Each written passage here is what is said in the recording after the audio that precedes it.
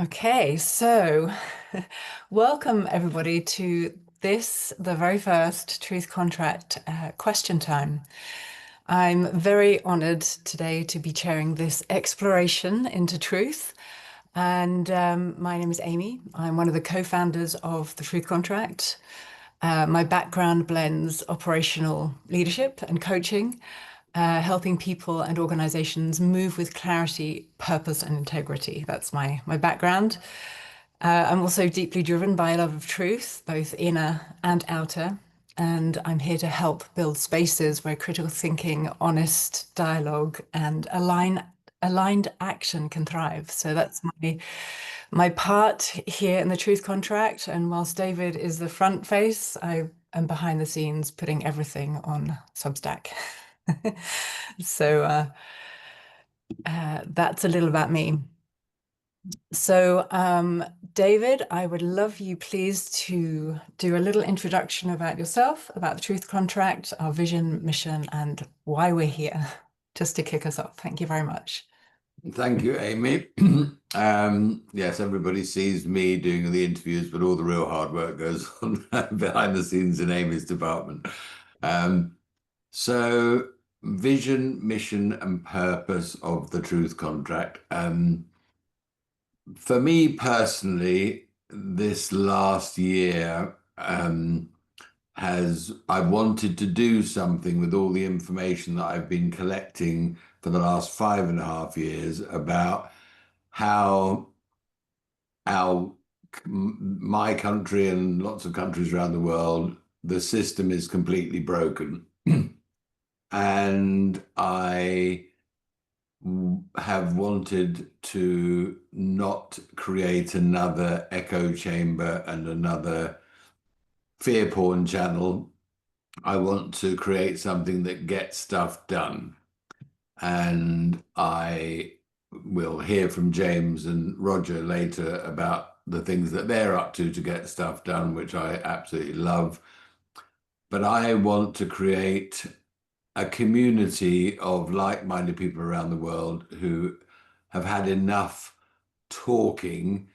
They want to see some real changes and some action. And so that for me is the mission and vision and purpose for the Truth Contract.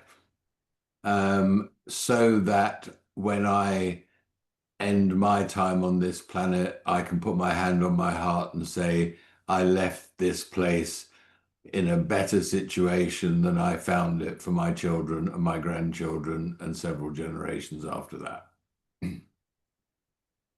Brilliant. Thank you very much, David. And as we are extremely lucky to have with us today two of our esteemed podcast guests, both James Roguski and Roger Meacock. And I'm going to ask on them to share a little bit about their work. So James is joining us from the USA, and he is an independent health policy researcher. And he digs into the WHO treaty reforms, sovereignty risks, and medical freedom with remove liability protection from the medical industry complex as a core focus.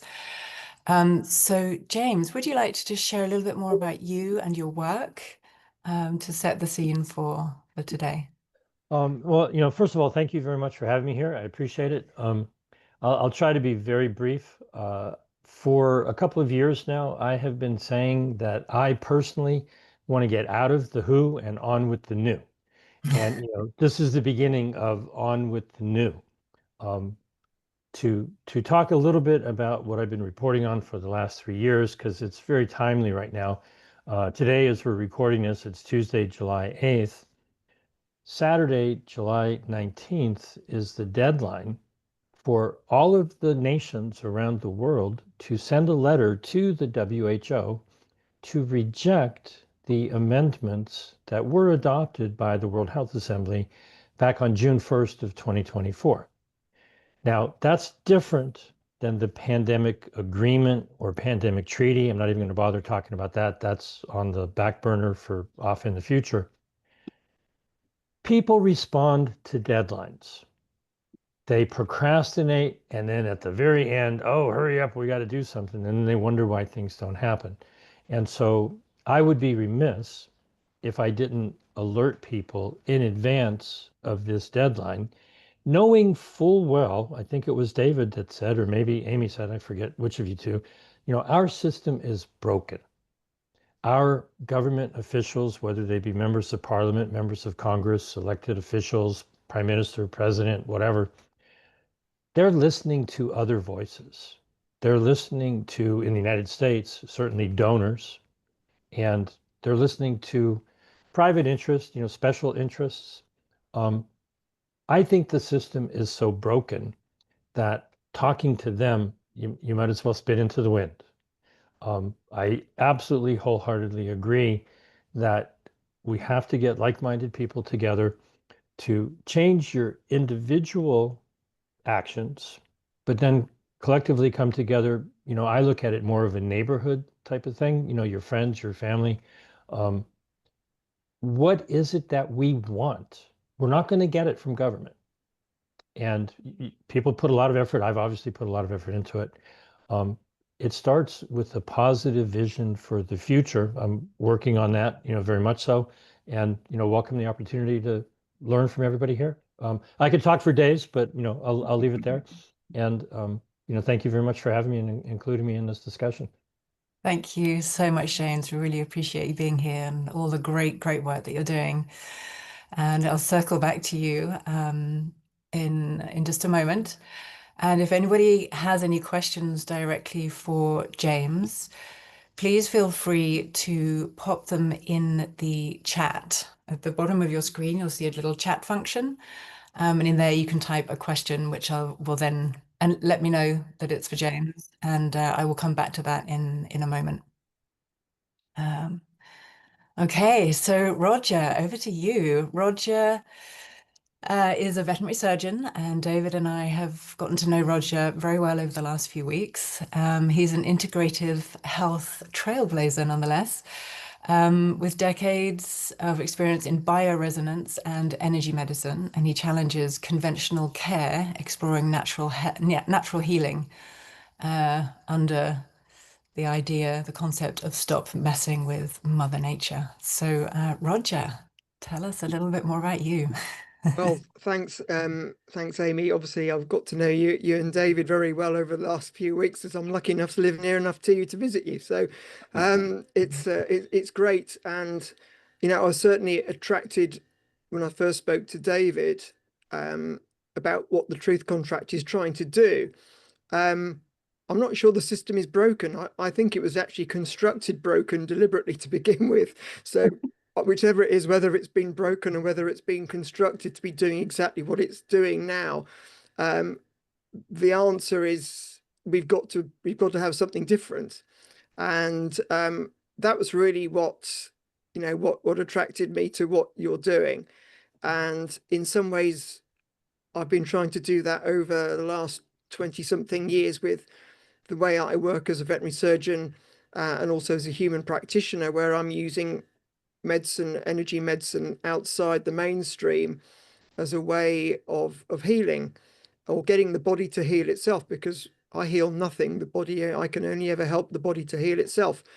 And it's a very different way of working. But once you understand that biochemistry is secondary to biophysics, then you can twiddle with the biophysics or you can twiddle with the biochemistry till the cows come home, but it's not actually going to change anything fundamentally and make health any better.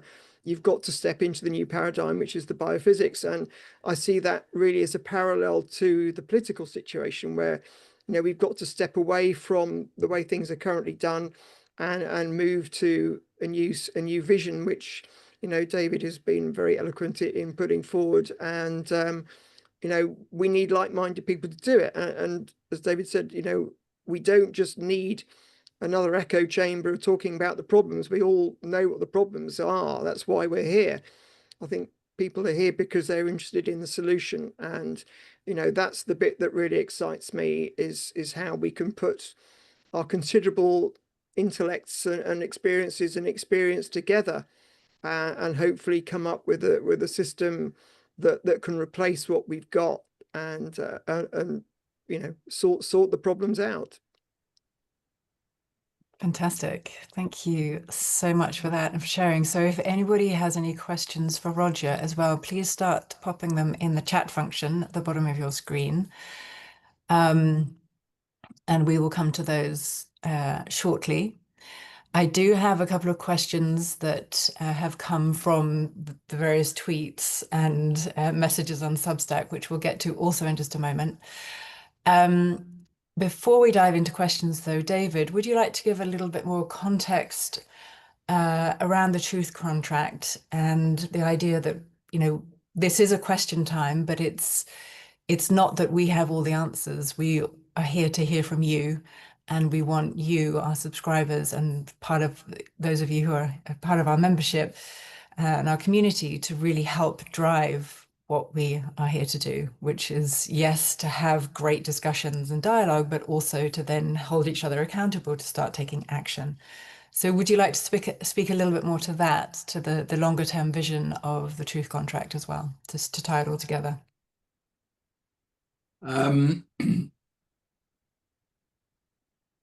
My belief, from talking to hundreds of people over the last few years, is, and lots of research as well, is that the average person has an innate intuitive sense that what they're being told might not be completely truthful or accurate.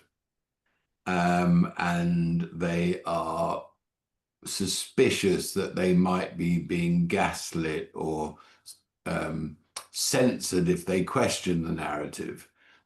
And so my journey with the truth contract started 5.5 years ago, and I've never really changed my point of view. It is, okay, well, the government's come out and said, you know, these jabs are safe and effective, or that Bovaer in cattle feed is safe and effective. But how come I've found 1,000 scientists all around the world saying it's not safe and it's not effective? And by the way, I just wanted to chip in, both James and Roger have got fantastic resources that we've got all the links to that we'll post and share with everybody. James has got notsafeandnoteffective.com, which has got all of the homework that you'd ever need to come to that conclusion. And so I've ended up saying, well, how can this be true if this is true? They can't both be true. And I want to get to the truth, because if you're putting an additive into cow's food that really does do the harms to the cow and to human beings that these scientists say it's done, it can't be true what you're saying. So if it is true, what the scientists are saying, it should be stopped. And about a year ago, Jenny, who's one of our colleagues and a co-founder who lives in Sydney, so she couldn't be with us because it's 4 o'clock in the morning her time, and a couple of other friends around, we have been collecting literally thousands, and I mean thousands, of scientific evidence-based, scientific method, evidence-based content, videos, talks, papers, research studies from all around the world on the 10 truth contract matrix topics or domains. And it started off for me, it doesn't matter whether it's Bovaer or fluoride or geoengineering, it just feels like I'm being poisoned left, right, and center from the air, in the water.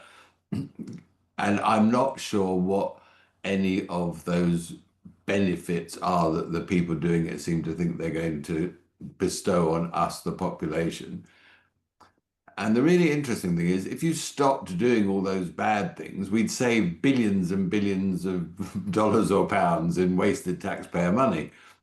But we ended up with 74 topics that we were interested in, that it appeared that millions of people around the world were interested in and were talking about on social media. And then we end up putting that through a social media deep listening AI platform that stack ranked them. And so the top 20 topics aren't things that we've chosen. They're things that we, the people around the world, have said, I'm worried about this and I'm talking to other people about it. And, there's millions of conversations going on. So all we're trying to do is pull all of that together and get done what everyone's worried about. And it just so happens that 19 of the first 20 topics that we're launching with are all stop the bad stuff things, and so we're not, as it happens, we all agree with all of these things, but we're not coming at this from the point of view we're going to tell anyone what the truth is. Together we're going to discover what the truth is, and together we're going to figure out what we need to do to stop harming each other and to start healing and collaborating with each other for a healthier, happier future. Thank you. And what would be the mechanism ultimately that we would be doing that by? Well, obviously different countries around the world have, but my focus is on the UK, even though everything that I talk to our guests about applies all around the world. We have a general election in 4 years' time in the UK.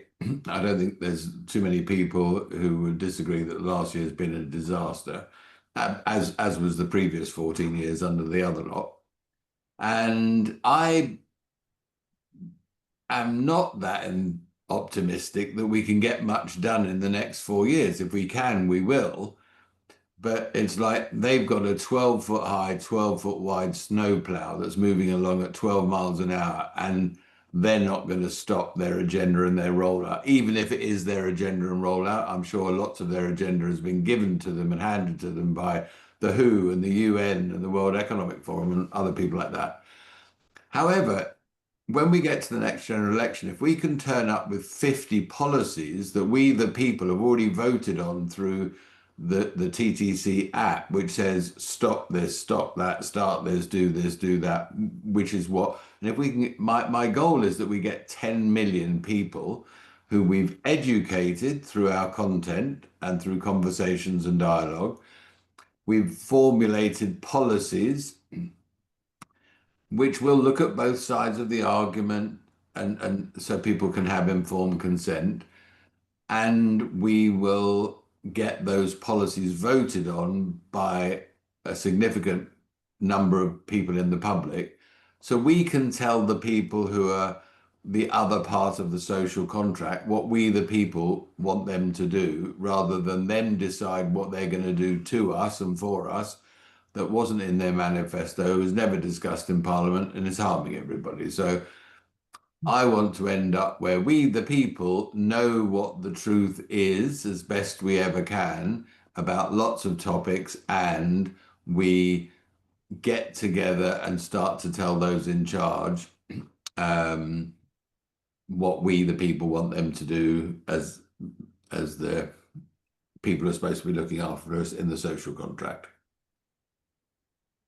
Brilliant. By the way, if I give too long answers, Amy, just give me a time signal.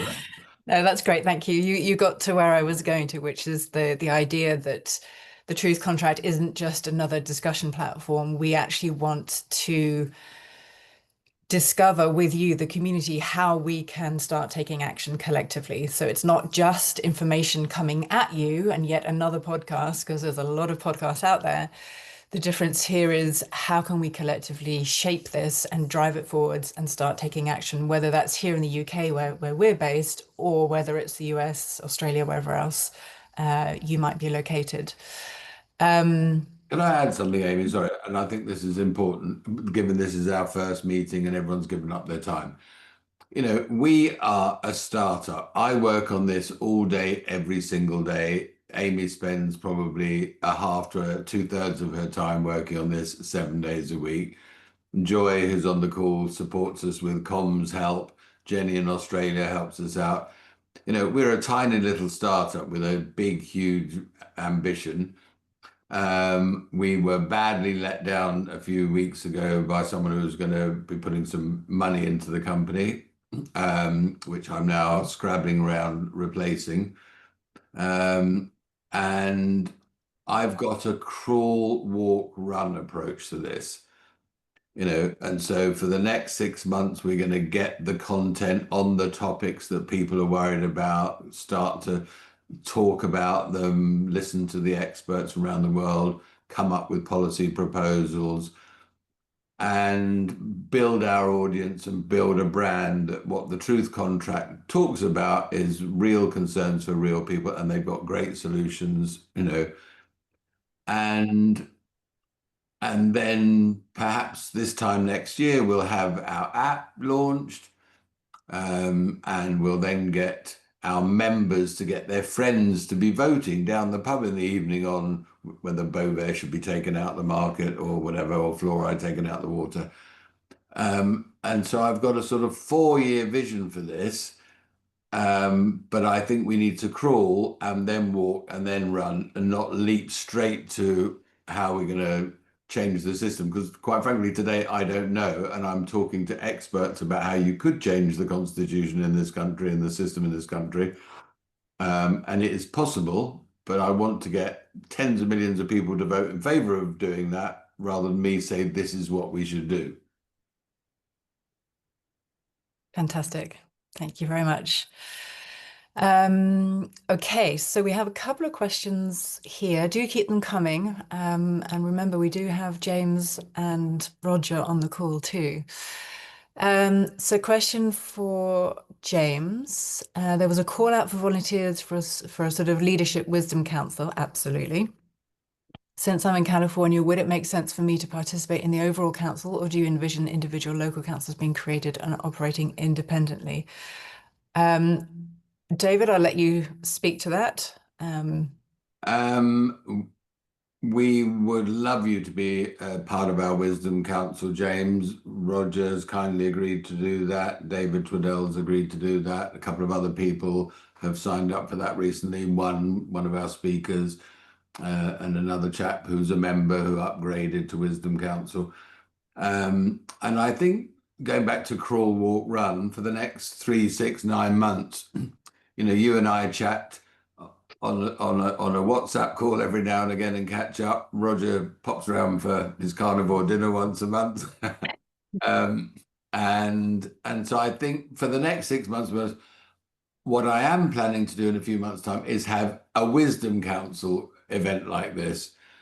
But I think for the next 6, 12 months, it'll be very informal like this, UK based, but globally interested.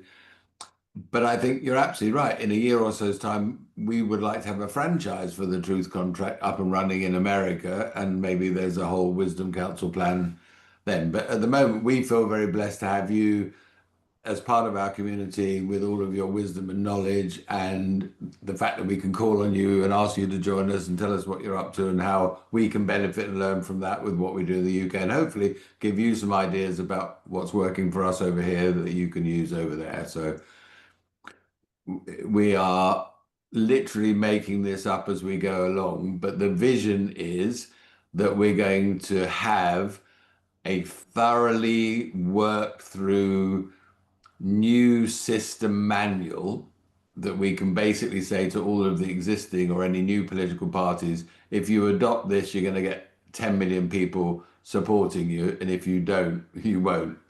And we're going to then set up an independent group of MPs who will only stand to get these policies enacted.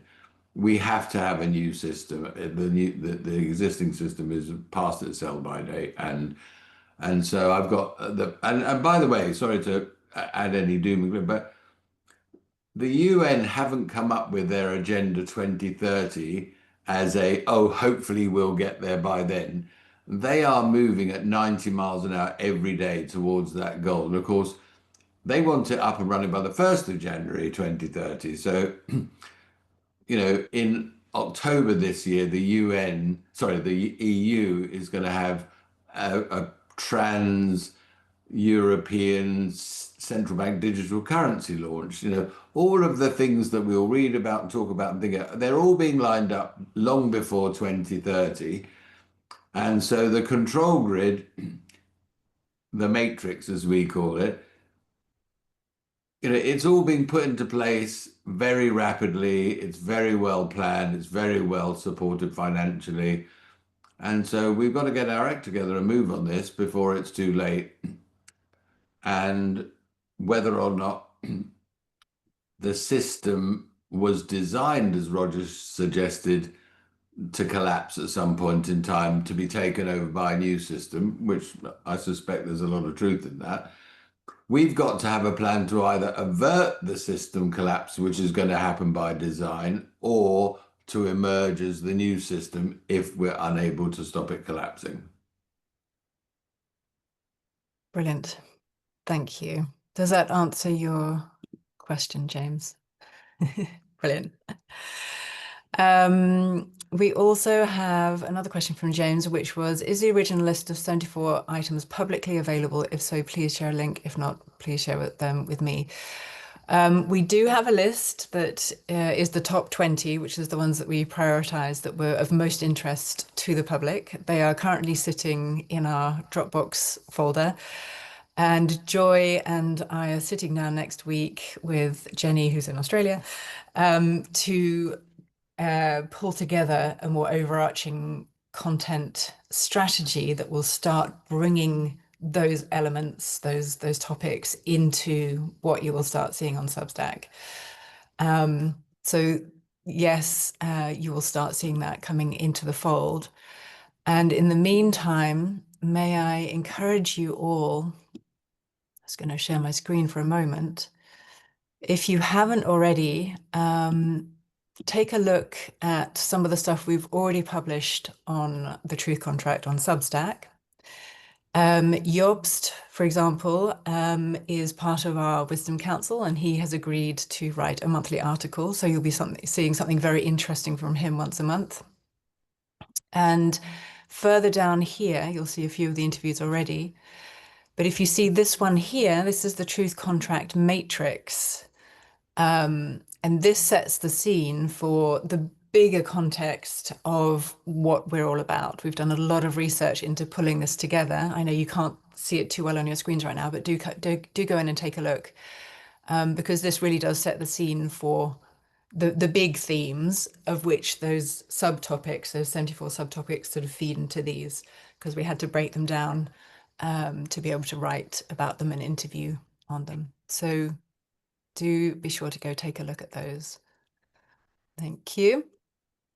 Okay, we have another question here from Martin. Very good question, James. We must accept and build alliance, find mechanisms to effectively work on mutual agreed upon action plans. Absolutely. Thank you, Martin, for that. Ian says, does TTC envisage collaborating with other movements emerging from people like Rupert Lowe and Ben Habib and others? David, would you like to speak to that? Yes. In fact, I wrote to Rupert Lowe only last night after the launch of the Restore Party this week, and wrote to him, and the subject of my email was moral dilemma. And part one of the moral dilemma was, I like what I'm hearing and what you're talking about. And part two of the moral dilemma, you've literally stolen every idea from the TTC business plan document that I've sent you, and listening to you is like reading the document that I wrote and sent you.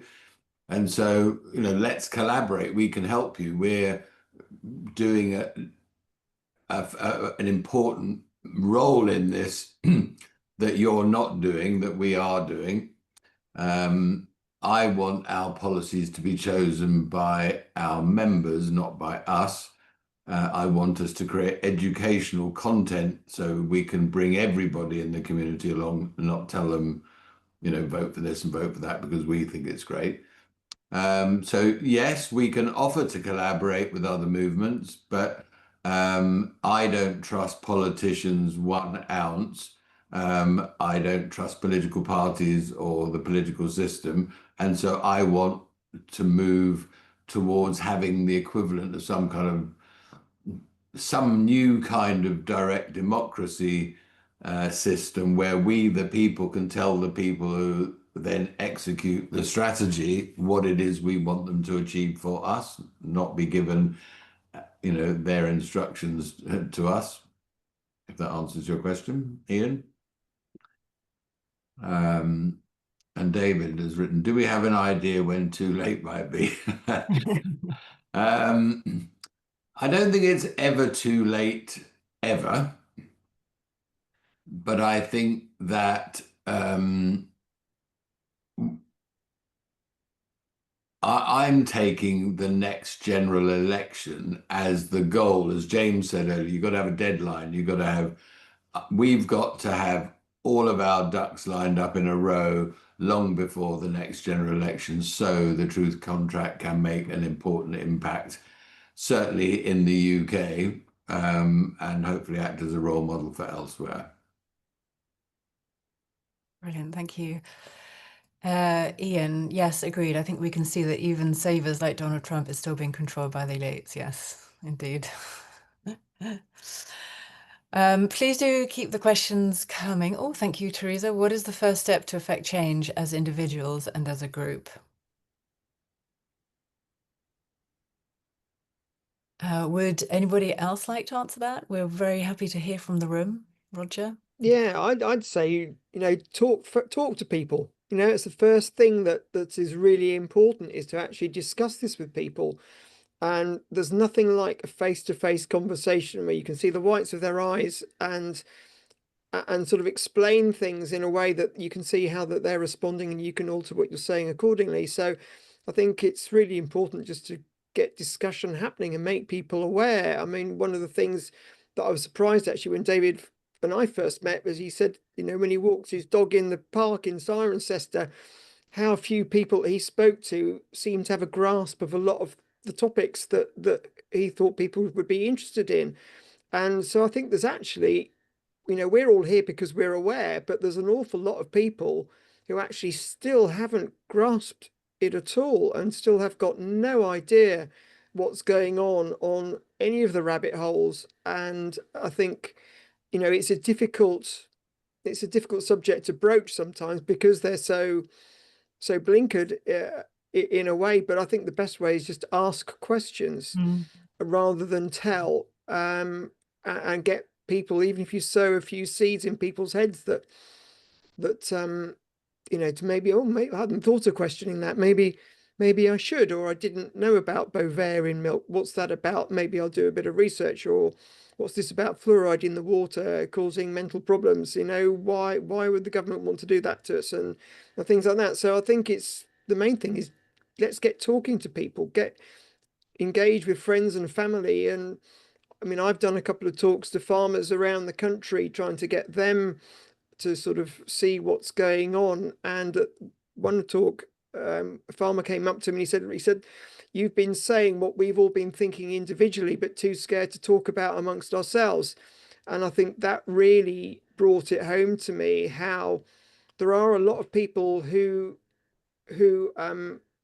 are questioning what's going on, but they're doing it silently because they're scared of how censorship is happening and the narrative and all the rest of it. And actually, what we all need to do is realize how much of us there are, or how many of us there are, and sort of create that community where we are sharing. And just having the truth contract is a great way as a community to give support to those who are feeling maybe a little bit isolated.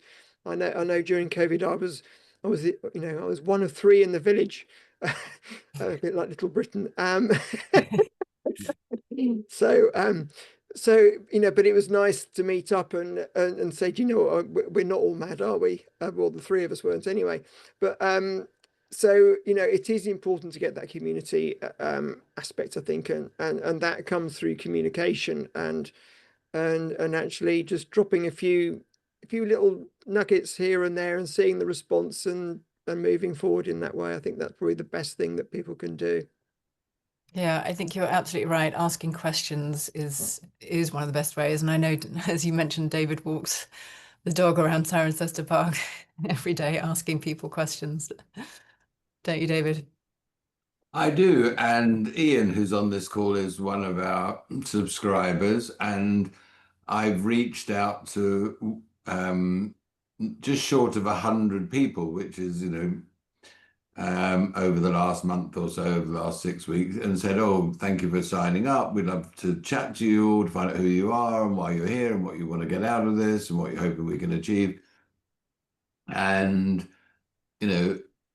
I think I've learned lots from the problems that other people have had trying to talk to other people. Their family don't want to know, their neighbors have cut them off. And I think that I've got a saying, which is you have to meet people where they are, not where you'd like them to be. And interestingly enough, and I'm sure for obvious reasons, starting off a conversation with, oh my God, I'm really worried about this global depopulation agenda. Most people run in the opposite direction if you start. Whereas if you start off and say, have you heard about Bovaer? And for the people who say, no, I haven't. Oh, well, it's this food additive they're giving to only female cows to stop them burping. And people literally burst out laughing and saying, no, they're not. No, they really are. Yes, all to save the planet and climate change. Really? Yes, but they don't give it to bulls because it makes them sterile. Oh, really? Yes, and the people who administer the food additive have to wear hazmat suits because it can make them sterilized. Oh, really? Yes, but that goes into our meat and our milk, and they poo it out and it goes into the soil and the water table. So I'm not sure it's a very good idea. What do you think? And they're like, oh, tell me more, tell me more. And so then you send them some information and they thank you for it. And then the next time you bump into them, they say, oh gosh, thank you for that. And are you worried about anything else? Yeah, I'm a bit worried about the fluoride in the water. Let me some. And then eventually, after 6 months, they end up saying, oh my God, all the different ways they're poisoning us. You'd think there was a depopulation agenda. And then I say something like, well, yes, I've heard other people think that too. Let them come to their own conclusion, but start off with a teaspoonful of information, not a shovel. Don't tell them the whole story, but meet them where they are. And that I think that all of the people I've spoken to, not one person has told me to go away and leave them alone. They've all said, oh, that's... And my favorite story so far, which I'll make very short, is 4 months ago, I met a chap, lovely dog, we met a few times, and he turns out to be a billionaire's private jet pilot. And we're standing in the park, and I said to him, what do you think about all these chemtrails? And he said, David, there's no such thing as a chemtrail. They're called contrails, and it's just steam and mist out there. And I said, that's rubbish. Let me send you some stuff. Anyway, he's now asked me the week after next to go and speak to his group of 80 private jet pilots because they've all read all the stuff that I've sent them and now are saying, we even know of people who are spraying this stuff into the skies. So in 3 months, you've gone from go away, that's a complete conspiracy theory, I'm a pilot, I should know, to he wants me to go and talk to his group of 80 people about this issue. So, we've got lots and lots of topics, in the matrix, and you've got to meet people. But now the fact that what I want him to do is tell other pilots and commercial pilots and this group is quite influential and it's a prestigious group to join apparently, but they comment on other pilot posts around the world. Well, maybe we can get them to start to advocate for stopping geoengineering. Who knows? But we've got to create a movement. We've got to create a community. We've got to create some action plans. And so. Brilliant. Thank you, David. Got a few more questions here that I want to get to. So Christy says, know the facts and create a focus on what issues you'd like to change. Absolutely. Martin says, is defending our sovereignty the foundation for democracy? Question mark. How can we effectively build action plans, and how do you, David, recommend an effective and time-sensitive communication strategy? No more talks, we need action. The public will be ready sooner than we think. I'm not sure if in this conversation I can do that question justice. So, Martin, if you drop an email to info at, I'll respond to it, and maybe you and I can have a chat offline on that. But I agree with the point you're making, but happy to maybe follow that up offline if that's all right with you. Very good. Joy, could TTC become a hub or a destination for followers of other podcasts, e.g. Doc Malik, Neil Oliver, etc., as the place to come to be part of the engine of change? How might we collaborate with those groups to bring people together? Great question, Joy. Someone's come to the front door. Wouldn't it be fantastic if, in a way, the Truth Contract could become the umbrella, the federation where the geoengineering group came and the Stop the mRNA Rollout group came and all the rest of it? Yes, yes, yes. One of the interesting things in talking to our speakers and in talking to people like Doc Malik and Neil Oliver and others over the last few months is they're all exhausted after 5 years of banging all these drums and not getting anywhere. And, when I've said to them, well, it's because you focus on problems, not solutions. And I think they're all fatigued that they've spent all this time and effort and energy and nothing's changed. And so we need to get the people to get interested in this and vote on it and help create the change. But yes, wouldn't it be nice if we could create an umbrella federation where everybody came together and people could understand all the issues, not just one issue? But yes, great idea, Joy. Thank you. Ian says, agreed, it's a mighty difficult waking up the sheeple, and I wonder if we have time to wake everyone up. We have been in a silent war for the last 60 years, which has been sped dramatically since 1990. People have typically trusted the government and have been caught completely off guard, and it's difficult for them to grasp the extent of the treason that is occurring. I think by 2028, things could almost be irreversible. Martin says, I agree. To Joy, mutual action plans and support strategy while respecting individual objectives. Yep. And Mark says, question for Amy and David. Everyone wishes their group will become more than an echo chamber. How will you ensure that the Truth Contract achieves walking the walk? I have spent 2 years in Edinburgh trying to get people to walk the walk, and it's very hard. For example, I recently hosted a party to launch a new petition, and over 25 people turned up. However, it's been hard to get them to walk. I'm not trying to be negative, just realistic. Clearly, Amy and David are walking the walk. The real question is how to inspire hundreds too. Well, we'll find out over the next 12 months. We're absolutely starting off with that intention. And, my sample is small, but all of the speakers I've spoken to, all the experts, all the Neil Olivers and whatever, that said, you're absolutely right, this needs to be bottom up, not top down, because top down hasn't worked. And so we will explore all of those ideas. And I think that it is going to be hard. There's no doubt about it. And so it's a great question. I haven't got a good answer for you how we're going to do that today, Mark. Roger, you wanted to chip in. Yeah, I think A, it's important to keep positive. B, I think actually I read somewhere you need something like only 4% of the population to convert to an idea before it can become, established. So we don't have to wake everybody up. We have to just wake that important 4% up. And a bit like, obviously, I've been one of the things I've been trying to do is to keep the Veterinary Medicines Directive in the UK, holding them to account over the mRNA and also Bovaer and PCR testing.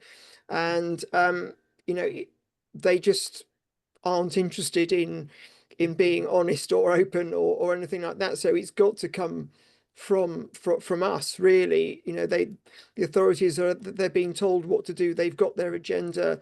As far as I can see, they've got no interest in doing the right thing, their jobs, or pensions or whatever are too important to them to want to stand up, and they've probably been chosen for the high jobs because they are that way inclined. So, you know, the movement has got to come from us, and I think, you know, we just need to keep positive and believe that that we can make a difference, and we just, you know, if we get someone who's really dead set and not interested in finding out, then move on to somebody who might be, because, you know, you don't want to waste time on those who'll never convert. Let's find that those who are actually open enough to be interested, and those are the people we need to connect with, and I think we can do it.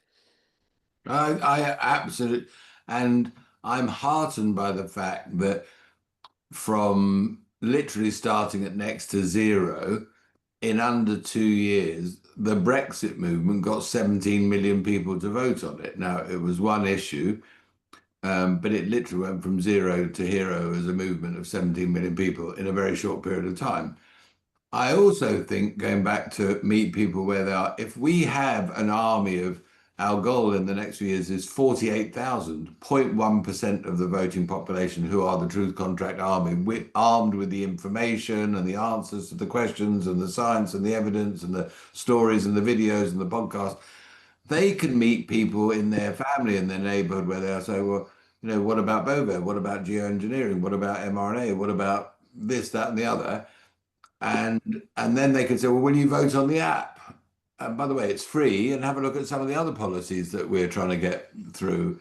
And, you know, I voted on this one and this one this week, which I found out about. And as long as in the app we've got information and the proposal and the content, we've got to educate people. Now, at the end of the day, what's that saying? There's none so blind as those who do not wish to see, or none so deaf as those who do not wish to.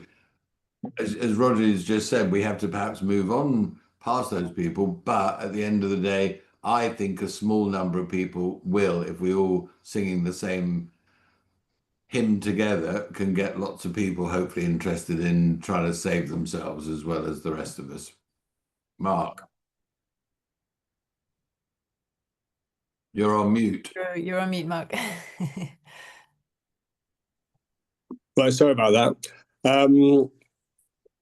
My background is sales, and for 3.5 decades, managing salespeople all over the country, selling advertising, and I think actually the only realistic way of having a movement that really is going to walk the walk in a big way is to actually employ a team of actual salespeople. Yeah, because the professional salespeople. I used to train advertising salespeople to cold call small businesses. And the objective was you get your foot in the door, and you've got the business owner that's trying to close the door and tell you to go away because they haven't got any money and they don't want to do any advertising. And the whole objective was to turn these people around to such an extent that an hour and a half later they were giving my sales team 3 post-dated checks for their advert.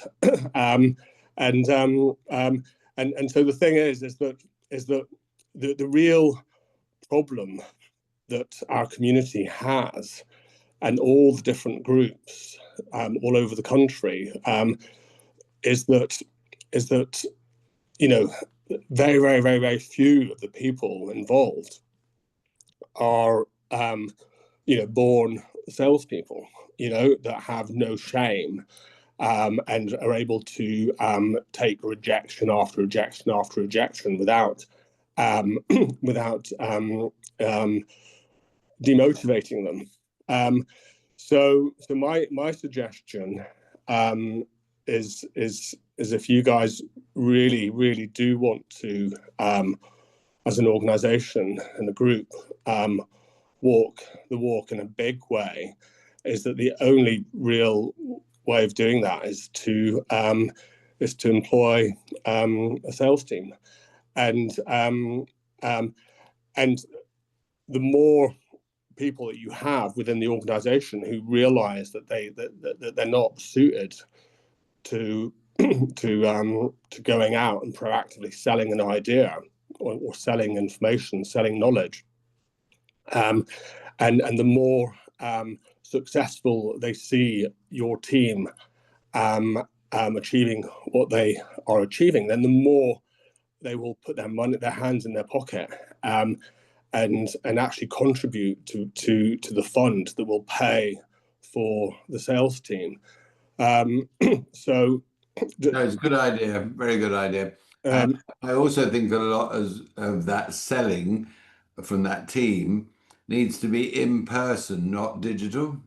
Yes, absolutely. And so just to give you, I mean, I've done something a little bit extraordinary in the last 12 months, right? Which is stand for election in 5 elections in total, right? Including the general election, obviously in July 24, and then since then there have been 3 by-elections in Edinburgh, which for the council, and then there's also a by-election in Hamilton for an MSP who sadly passed away, and I've spent a huge proportion of the last 12 months knocking on doors and speaking to people, and asking them to vote for me, yeah, I've spoken to almost 3,000 people on the doorstep in the last 12 months. So I mentioned the petition, yeah. So essentially the 25 people that turned up at the party, as well as another 12 people who'd actually RSVP'd to say they were coming, but it was on a Monday night, and they came up with various reasons why they couldn't come, which is just normal, obviously. But the key thing is that there is this huge community of people who want change, and for various reasons they haven't got the ability or the drive or the time to be able to do it, whereas a lot of them do have money, and so what I'm about to do is to start a crowdfunder. You know, this is the sort of thing you guys can do, but I'm going to start a crowdfunder in Edinburgh to raise £30,000 to employ a team of salespeople to door knock people throughout Edinburgh and East Lothian, and ask them to sign a petition. The petition, what's totally fascinating about the petition is that it's a fabulous way of waking people up, because it literally has 99% support, right?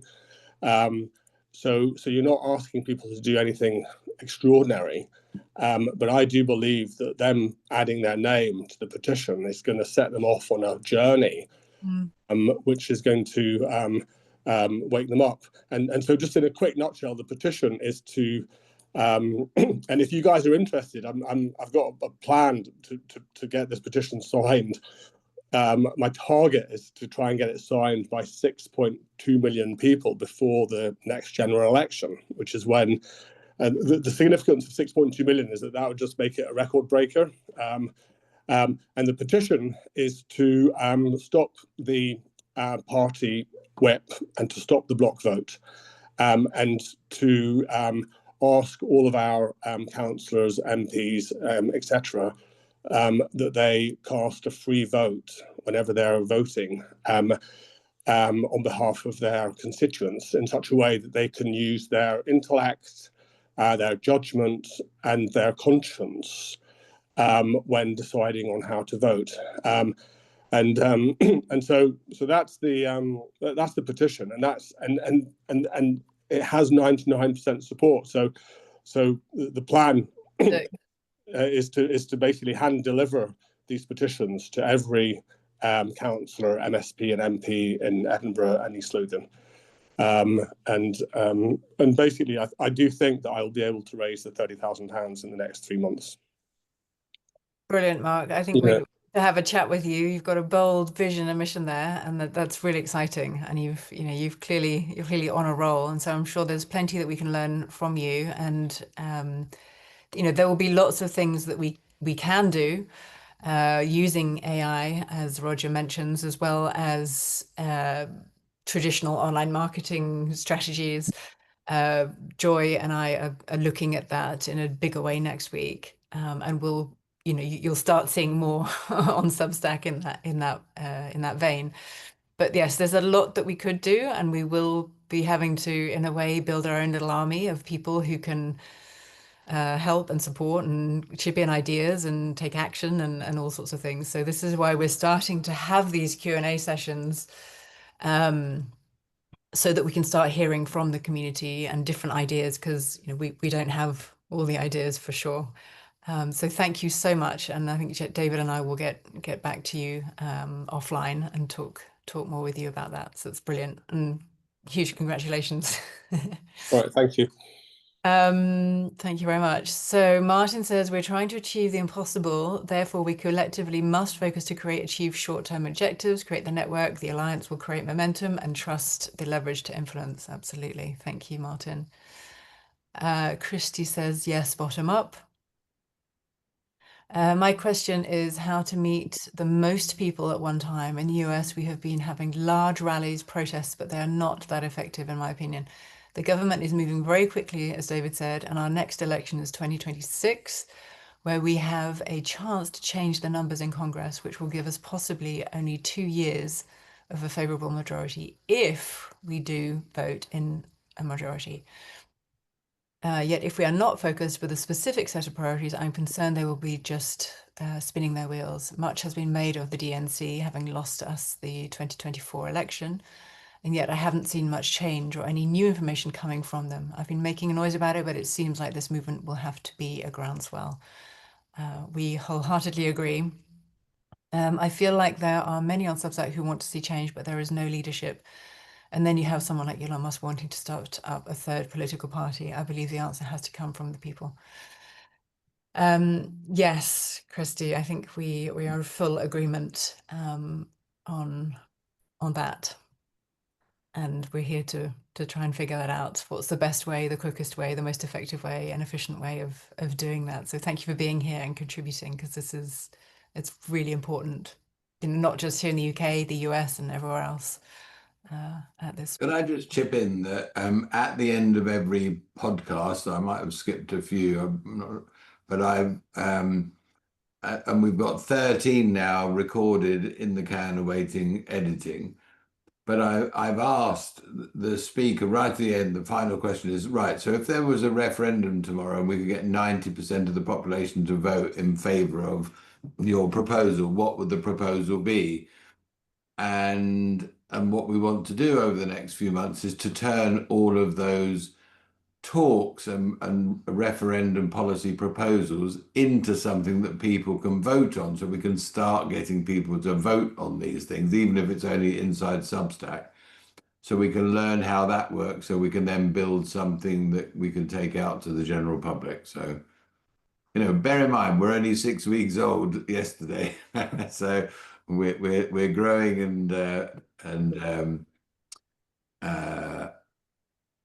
learning as we go. But so thank you all for being here today and for the great questions and feedback.